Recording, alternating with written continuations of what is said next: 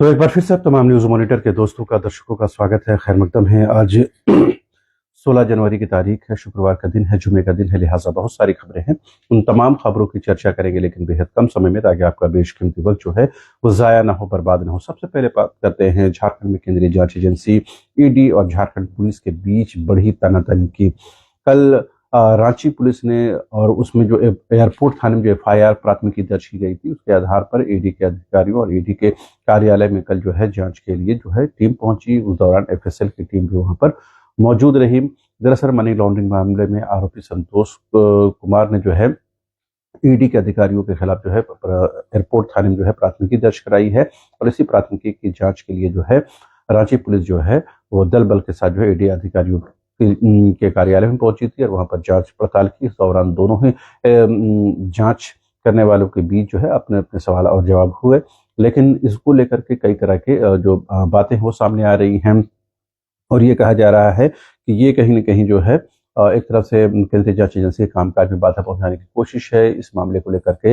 ED ने जो है झारखंड हाईकोर्ट में एक याचिका दाखिल की है, जिसमें आज सुनवाई होगी। वो इस मामले की पूरे मामले की जांच जो सीबीआई से और पुलिस झारखंड पुलिस की कार्रवाई पर रोक लगाने की मांग कर रही है। साथ ही ईडी का कहना है कि जो पुलिस है, जो रांची पुलिस है, जो झारखंड पुलिस है, वो ईडी के अधिकारियों के साथ पुलिस अपराधियों का जैसा बर्ताव कर रही है। जबकि आरोपी जिसने प्राथमिकी दर्ज कराई, उसने कहा कि उसके साथ अपराधी जैसा बर्ताव हुआ है, उसके साथ मारपीट हुई है, उसके साथ ह्यूमिलेशन हुआ है, और उसी के आधार पर जो है रांची पुलिस जो है ये कार्रवाई कर रही है। इस बीच आपको पता है कि पश्चिम बंगाल में भी कमोबेश इससे भी एक तरह से कह सकते हैं कि एग्रेसिव स्थिति उत्पन्न हुई, जब वहां पर आईपैक पर जो एक कम्युनिकेशन देखने वाली संस्था है, और जो एक तरह से सोशल मीडिया, डिजिटल मीडिया को टीएमसी के देख रही थी, उसके दफ्तर में जब कार्रवाई हुई तो खुद मुख्यमंत्री ममता बनर्जी वहां पहुंच गई। इस मामले में सुप्रीम कोर्ट में यह मामला पहुंचा। सुप्रीम कोर्ट ने कहा कि किसी भी जांच एजेंसी की कार्रवाई पर इस तरह पर रोक टोक करना गलत है। उन्होंने इस कार्रवाई को गलत ठहराया है और कहीं न कहीं जांच को सही बताया है। तो अब देखेंगे पश्चिम बंगाल में जो स्थिति उत्पन्न हो रही है, कमोबेश वही स्थिति जो है झारखंड में भी उत्पन्न होती हुई नजर आ रही है। इससे अंदाजा लगाया जा सकता है कि किस तरह के हालात यहाँ पर बन रहे हैं। इस बीच अब चूंकि ईडी पर कार्रवाई हुई है तो जाहिर सी बात है राजनीति होगी। राजनीति में सबसे पहले बाबूलाल मरांडी ने और बीजेपी ने इस पर हमला बोला। उन्होंने कहा कि जो घोटालेबाजों को बचाने की कोशिश कर रही है झारखंड सरकार, झारखंड पुलिस, और कहीं न कहीं जो है वो अपराधियों को संरक्षण दे रही है और ईडी के अधिकारियों को एक तरह से परेशान कर रही है। उन्होंने अपने ट्वीट में कहा कि होम मिनिस्ट्री को टैग करते हुए कहा कि झारखंड में अब जो केंद्रीय सुरक्षा बल है वो तैनात करने की जरूरत है, और इसको और जो जांच को आगे बढ़ाने की जरूरत है। इसी तरह संजय से जो केंद्रीय रक्षा राज्य मंत्री, उन्होंने कहा कि ये कहीं न कहीं संघीय ढांचे पर प्रहार है, और उन्होंने इस कार्रवाई को गलत ठहराया है। जबकि झारखंड मुक्ति मोर्चा ने कहा कि ये ईडी पर कार्रवाई हो रही है, बीजेपी के कोई दफ्तर में कोई कार्रवाई नहीं हुई है। और बाबूलाल मरांडी जो होम मिनिस्ट्री से केंद्रीय सुरक्षा बलों की मांग कर रहे हैं, क्या वो केंद्रीय सुरक्षा बलों और राज्य के जो सुरक्षा बल हैं उसको आमने सामने करने की कोशिश कर रहे हैं? क्या राज्य में उपद्रव फैलाना चाहते हैं? क्या राज्य में अव्यवस्था फैलाना चाहते हैं? उन्होंने रांची पुलिस से, झारखंड पुलिस से मांग की कि बाबूलाल मरांडी के खिलाफ उकसावे को लेकर के जो है आपराधिक मुकदमा दर्ज होना चाहिए, उनके खिलाफ प्राथमिकी दर्ज होनी चाहिए, उन पर कानून सम्मत का कार्रवाई होनी चाहिए। तो आप देखेंगे किस तरह से जो है बाबूलाल मरांडी से बात शुरू हुई, और जेएमएम ने उस पर जो एक तरह से कड़ा प्रहार करते हुए कहा कि बाबूलाल मरांडी को जो है उस पर जो आपराधिक मुकदमा दर्ज करके उनके खिलाफ कानून सम्मत कार्रवाई होनी चाहिए, क्योंकि वो राज्य को अव्यवस्था में डालना चाहते हैं, अराजकता में डालना चाहते हैं। लिहाजा उन्होंने इसको लेकर के अपनी बातें कही हैं।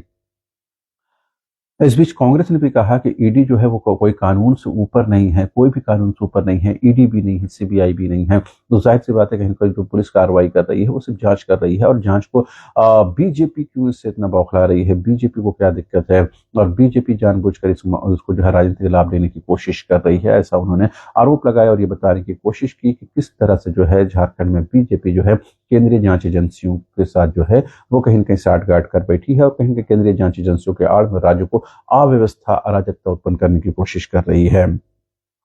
एक और महत्वपूर्ण खबर की बात करते हैं। जेपीएससी 2 में जो है अब ईडी की एंट्री हो गई है, इन्फोर्समेंट डायरेक्टरेट की एंट्री हो गई है। अभी तक जो है जेपीएससी नियुक्ति घोटाले की जांच सीबीआई कर रही थी, लेकिन अब मनी लॉन्ड्रिंग घोटाला मामले को लेकर या मनी लॉन्ड्रिंग के मामले को लेकर के जेपीएससी 2 नियुक्ति मामले को लेकर के जो है ईडी यानी केंद्रीय जांच एजेंसी इन्फोर्समेंट डायरेक्टरेट जो है वो जांच करने जा रही है, और इस मामले को लेकर ईसीआईआर भी दर्ज कर लिया गया है, जिसमें अब वैसे लोग भी शामिल हैं जो अब अधिकारी बन चुके हैं, उनकी सेवाएं काफी लंबी हो चुकी हैं, उनके खिलाफ भी प्राथमिकी दर्ज कराई गई है। जिन लोगों ने कॉपियों की जांच की उनके खिलाफ प्राथमिकी दर्ज ECIR दर्ज कराई गई है। तत्कालीन अध्यक्ष दिलीप प्रसाद समेत करीबन 60 ऐसे लोग हैं जिन पर यह ECIR दर्ज कराई गई है।